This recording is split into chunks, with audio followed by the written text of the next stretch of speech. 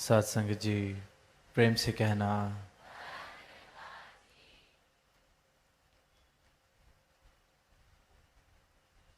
कल शाम देर रात ऊना में आगमन हुआ। आप सबके वहाँ भवन पर दर्शन करने को मिले। फिर आज सुबह से ही चंद स्थानों पर जाने का अवसर मिला और सब जगह, हर एक भवन पर, हर एक स्थान पर, हर एक घर में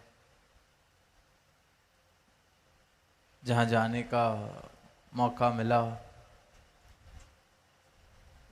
जो प्रेम और प्रीत वाले भाव देखने को मिले, जो श्रद्धा वाले भाव देखने को मिले,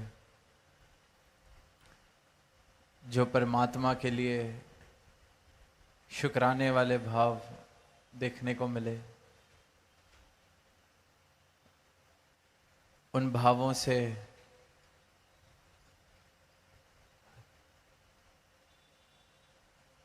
इस प्रकार ऐसे भावों का प्रभाव पड़ता है कि जो अभी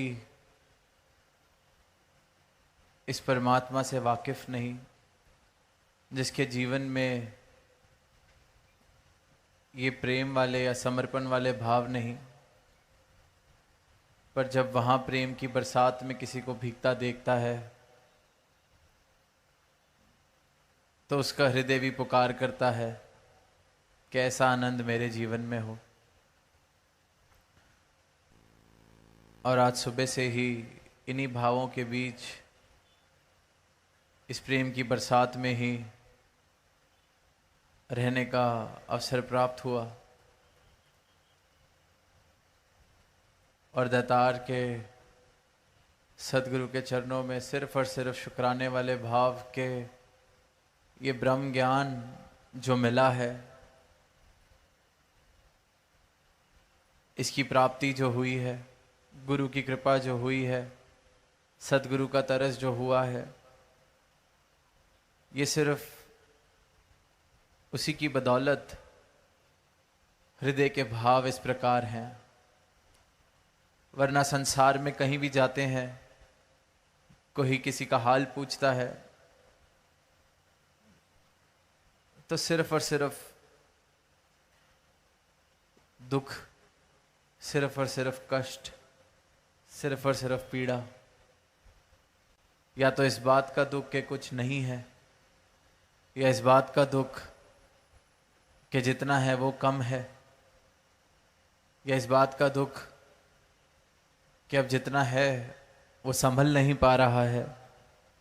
जिस मुकाम तक पहुंच गए हैं अब वहाँ पर टिकना मुश्किल हो गया है, या जिस मुकाम पर पहुँचे थे उस मुकाम से ऊंचा मुकाम किसी और ने हासिल कर लिया है।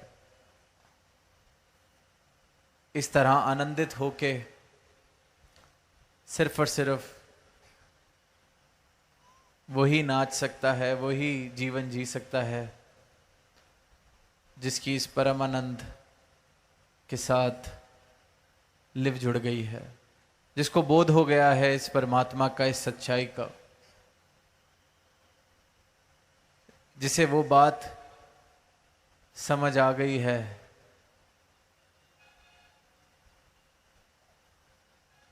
कि ये परमात्मा ही सब कुछ है, हर जगह यही समाया है, और ये जितनी खलकत दिख रही है ये भी इसी में बस रही है।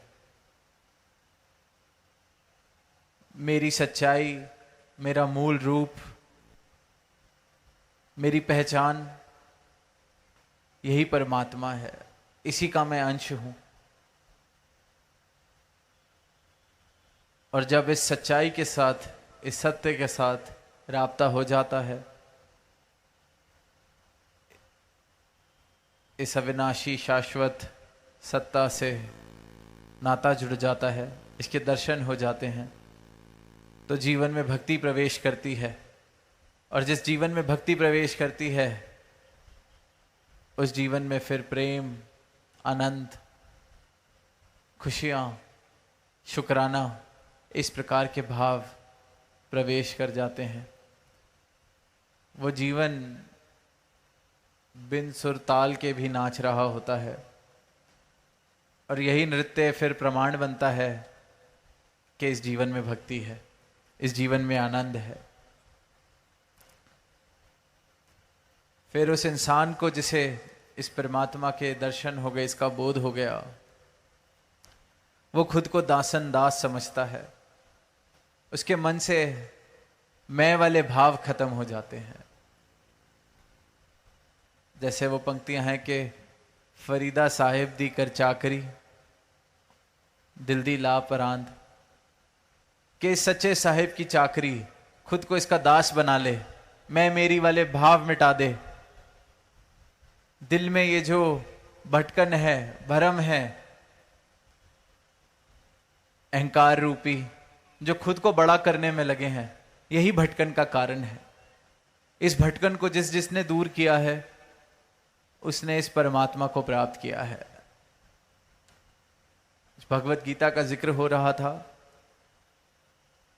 तो कुरुक्षेत्र के मैदान में जब वो संवाद चल रहा है, जब अर्जुन अपनी अवस्था बता रहा है कि ये युद्ध मुझसे नहीं हो पाएगा, सामने मेरा परिवार है, तो उसको विराट स्वरूप के दर्शन करने से पहले जब कृष्ण भगवान ने अपने दर्शन, अपने विराट स्वरूप के दर्शन कराए, उससे पहले यही कहा कि तू करता नहीं है, मारने वाला भी मैं, मरने वाला भी मैं, और ये शरीर है जिसने मरना है। मेरा विराट स्वरूप देख, सब इसमें समाया है। ये कर्ता भाव छोड़ दे, मेरे दर्शन कर।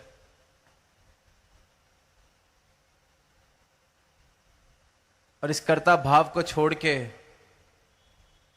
अपने धर्म को निभाओ।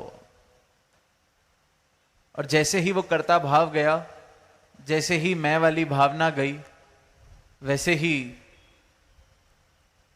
जो दृष्टि दी गई, ज्ञान चक्षु दिए गए, फिर उसको प्राप्त करने के बाद इस विराट के दर्शन किए। फिर आगे को प्रणाम किया, बाएं को प्रणाम, पीछे को प्रणाम, दाएं को प्रणाम, ऊपर को प्रणाम, नीचे को प्रणाम, क्योंकि दर्शन सिर्फ इस एक के, इस विराट के होने लग गए। कर्ता भाव छोड़ दिया, दिल के भ्रम, दिल की भटकन मिट गई, क्योंकि सारी भटकन की शुरुआत और आधार मैं वाले भाव हैं। वहीं फिर कबीर दास जी की भी वो पंक्तियां हैं कि जब मैं था तब हरि नहीं, अब हरि है मैं नाही, सब अंधियारा मिट गया, दीपक देखा माही। ये अंधकार मिट गया मेरे जीवन से, ज्ञान की रोशनी का दीपक मेरे जीवन में आया, सारा अंधियारा मिट गया, क्योंकि रोशनी जीवन में आ गई, जीवन उज्जवल हो गया। तो जब तक मैं हूं, मैं मेरी वाले भाव हैं, तब तक मिलन नामुमकिन है इस परमात्मा से। दास साहिब दी चाकरी, दास वाली भावना। पहले प्रण में जो बात कही जाती है कि तन मन धन, ये दातार का है, इसे दातार का ही समझना है। जिसने खुद को ये तन मन धन से अलग कर लिया, जान लिया कि ये मैं नहीं हूं, उसको समझ आया कि मेरा मूल रूप तो ये परमात्मा है। जिस जोत दा अंश है बंदे, उस जोत नू जानते सही। जिसके हम अंश हैं, उसको जाने बगैर ही जीवन जिया जा रहा है। और जिसने भी समर्पण किया है, गुरु के चरणों में शीश झुकाया है, उसको फिर इस परमात्मा के दर्शन हुए हैं, उसको फिर इस परमात्मा की प्राप्ति हुई है। सिर्फ कथन तक सीमित नहीं रहा ऐसे इंसान का परमात्मा के साथ रिश्ता। मिलन, मिलन की बात की गई है। जिस जिसने के जीवन में भी सही मायनों में भक्ति आई है उसने मिलन की बात की है, कथन की नहीं। कहना तो मजबूरी है क्योंकि भाषा तो यही यूज करनी पड़ती है, इसी का इस्तेमाल करना पड़ता है। और इस परमात्मा से मिलन के बाद फिर कथनी कही गई है। कबीर दास जी की वाणी पढ़ते हैं, जीते जी। आज सुनी वो पंक्तियां कि राम कबीरा एक भय कोई ना सके पहचानी। जीते जी लिखा है, मैं ना मरबू मरी वो संसारा, अब मोहे मिले हो जीवन हारा। जीते जी लिखी हैं ये पंक्तियां, जीते जी ये अवस्था प्राप्त की है, क्योंकि अपनी मैं को तज दिया, अपने अहंकार को तज दिया, पहचान लिया कि मैं कुछ नहीं हूं, जान लिया कि सब कुछ इसके हुक्म में, ये बनाने वाला, ये सृजनहार सब में बसा है, कण कण में बसा है। सदगुरु की कृपा होती है तो इसके दर्शन हो जाते हैं, इसके दर्शन हो जाते हैं तो मैं मेरी वाले भाव मिट जाते हैं, ऊंच नीच वाले भाव मिट जाते हैं। सब में ये समाया है, ये परमात्मा, ये प्रभु जितना मुझ में है उतना सामने वाले में है, जितना मेरे दाएं में है उतना मेरे बाएं में है, कोई जगह खाली नहीं इससे। तो फिर वो अवस्था आ जाती है कि भ्रमों के कारण, अज्ञानता के कारण इस परमात्मा को कहीं चार दीवारी में सीमित किया हुआ था, कहीं दिन के किसी घड़ी में सीमित किया हुआ था, किसी तीर्थ में किसी मूर्त में सीमित किया हुआ था। पर जब ये ज्ञान चक्षु सदगुरु बख्शते हैं तो समझ आ जाती है कि तो कण कण में है। और सिर्फ समझ नहीं, दिखाई देता है, बोध हो जाता है, कण कण में बस रहा है। और मैं मूर्ख इस कण कण में बसने वाले परमात्मा को, जिसमें ये सारी रचना बस रही है, इस असीम सत्ता को मैं सीमित कर रहा था। मुझसे बड़ा मूर्ख कोई सोचे कि जैसे सूरज की सारी रोशनी मैं किसी डब्बी में कैद कर लूं, समुद्र का सारा पानी मैं एक ग्लास में कैद कर लूं और कहने लगूं कि यही समुद्र है। एक ग्लास भर के कोई ले जाए उस समुद्र से, अपने घर पे रख दे और कहे कि यही समुद्र है। कैसे सीमित कर सकते हैं इस असीम को? पर यह अज्ञानता, इस असीम के बंटवारे करने का भ्रम कि ये मेरा है वो तेरा है, इस परमात्मा का भी बंटवारा कर लेती है हमारी अज्ञानता। ये नहीं देखती कि इस परमात्मा की बनाई हुई रचना हम सबके लिए सांझी है, सबके लिए बराबर है, तो ये परमात्मा कैसे मेरा तेरा हो गया? अगर परमात्मा की बनाई हुई सारी रचना एक बराबर सबके लिए है, तो फिर परमात्मा का बनाया हुआ इंसान ऊंचा नीचे कैसे हो गया? इसमें भेदभाव कैसे आ गए? इसमें यह कैसे कह दिया गया कि इसकी जान की कीमत कम, उसकी जान की कीमत ज्यादा, ये ऊंचे कुल का या ये नीचे कुल का, ये इस जाति का ये उस जाति का? ये सिर्फ और सिर्फ अज्ञानता और भ्रमों के कारण धर्म मजहब की दीवारें बन जाती हैं, जात पात की दीवारें बन जाती हैं। और फिर जिस जिस को भी बोध हो जाता है इस सच्चाई का, इस सत्य का, उसके भ्रम गिर जाते हैं, क्योंकि उसकी मैं खत्म हो जाती है, अहंकार खत्म हो जाता है। मैं का जो एक पर्दा डला हुआ है आंखों के आगे, वो गिर जाता है। और जैसे ही वो मैं वाली भावना खत्म होती है तो ये भी समझ आ जाता है कि भ्रम, ये दीवारें, ये भी तो इस मैं के कारण ही आ रही थी। जैसे कि आंख में किसी के कोई तिनका चले जाए, या अपना ही कई बार बाल आंख में चला जाता है, या कंकड़ लग जाता है, धुंधला दिखने लगता है, आंख से जब तक उसको निकालो ना साफ नहीं दिखाई देता।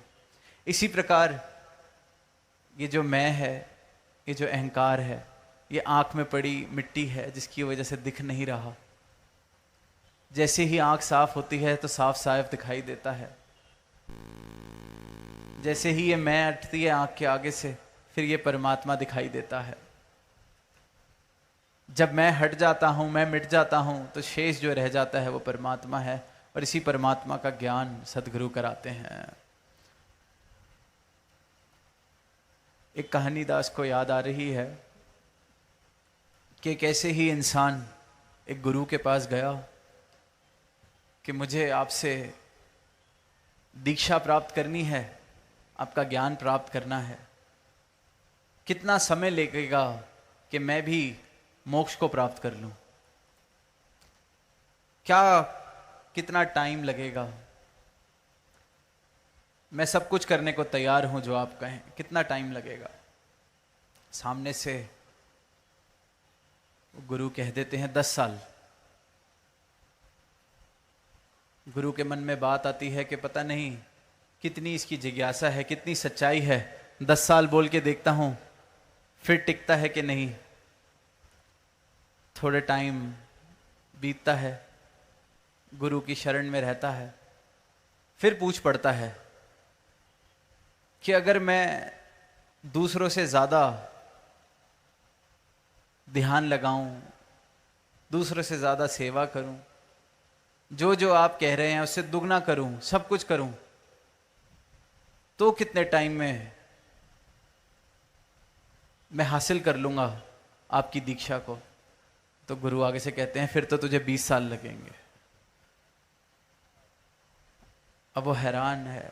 फिर शाम को जाते हैं बताने कि जितना जितना तू करेगा उतना उतना तेरा अहंकार बढ़ेगा, जितनी जितनी सेवा तू करेगा उतना ही तू दूर जाता रहेगा इस सच्चाई से, इस परमात्मा से, क्योंकि उतनी ही तेरी मैं बढ़ती जाएगी।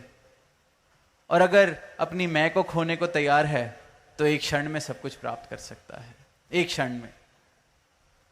पर हम देखते हैं, हम सेवा कर रहे हैं, परमात्मा का नाम ले रहे हैं, तो उस बात का भी इंसान दावा करने लगता है कि मैं धार्मिक, मैं सेवादार, मैं नहीं छोड़ता। कहने को तो धार्मिक बनना बहुत आसान है, पर जो ये सनातन धर्म है, इस सत्य को प्राप्त करना, जो धर्म की परिभाषा आदिकाल से एक ही रही है कि इस परमात्मा को प्राप्त कर लिया जाए, यही परिभाषा है। तब भी यही थी, आज भी यही है, हमेशा से यही रहेगी। जिस भी युग में देखें परमात्मा की प्राप्ति की बात की गई है और इसी को धर्म कहा गया है। बाकी चीजें तो संप्रदाय हैं, बाकी तो फिर कहने को जरूर कहा जा सकता है, तथाकथित जो शब्द है, पर सही मायनों में धार्मिक होना इस सनातन सत्ता की प्राप्ति है। और वो तब तक मुमकिन नहीं है जब तक अपनी मैं का दान हम ना करने को तैयार हो जाएं, जब तक इस मैं को छोड़ने को राजी ना हो जाएं। और जिसने छोड़ा है उसने पाया है, और उसने फिर गा के बजा के नाना तरीकों से ये आवाज दी है सारी मानवता को कि मुझे जो प्राप्ति हुई है आप भी कर सकते हैं। पर ये आवाज दे के फिर ये भी देखा है कि कोई विरला ही है जो तैयार है सब कुछ छोड़ने के लिए। इसलिए फिर वो पंक्तियां भी आती हैं कि कच दी मंडी विच सजदा ग्राहक कोई कोई, कि इस संसार में, इस क्षणभंगुर संसार में, इस मायावी मेले में सारे ग्राहक इस माया के ही हैं। मायापति की जरूरत या मायापति की चाहत किसी को नहीं। जिसके दिल में सच्ची चाहत रही है उसने पाया है। किसी भी युग की कहानी पढ़ लें, किसी भी युग के पुराण पढ़ लें, वेद पढ़ लें, शास्त्र पढ़ लें, हर जगह ये गवाहियां हैं, प्राप्ति के बाद की गवाहियां हैं, और प्राप्त किया जा सकता है। और जिसने भी सतगुरु की शरण में सर झुकाया है किसी भी युग में, आज भी आप सब संत बैठे हैं, जिन जिन की वाणी हमने सुनी वो सब गवाही दे रहे हैं, अपने जीवन से आप बीती बता रहे हैं कि इस परमात्मा के दर्शन किए हैं। जिसको कल तक दूर समझते थे उसको इस प्रकार पाया है कि अब उससे दूर नहीं हो सकते। जिसको कल तक कहते थे वो परमात्मा, आज वो ये परमात्मा है। और वो से ये कि उस परमात्मा से इस परमात्मा की दूरी सद्गुरु एक क्षण में मिटाते हैं। और इसी दूरी को मिटाने को ब्रह्म ज्ञान कहा जाता है। और ये ब्रह्म ज्ञान हर एक मानव प्राप्त कर सकता है, हासिल कर सकता है।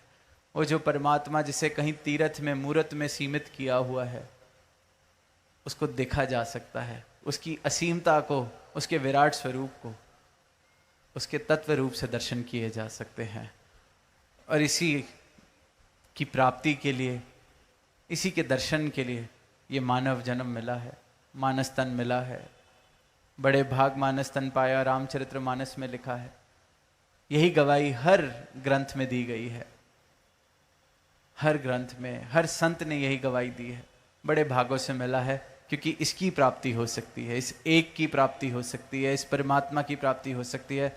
सारे भ्रम मिट सकते हैं, सारे कर्म कट सकते हैं, आत्मा का कल्याण किया जा सकता है, मोक्ष के द्वार सदगुरु एक क्षण में खोल देता है। तो दातार से यही अरदास है कि हर एक जीवन भक्ति भरा जीवन हो, हर एक जीवन इस विराट की प्राप्ति कर सके, अपनी मैं को छोड़ के, अपने क्षण भंगुर अस्तित्व को छोड़ के, ये जो असीम सदा रहने वाला अस्तित्व है, इसकी प्राप्ति कर सके। प्रेम से कहना आनंद।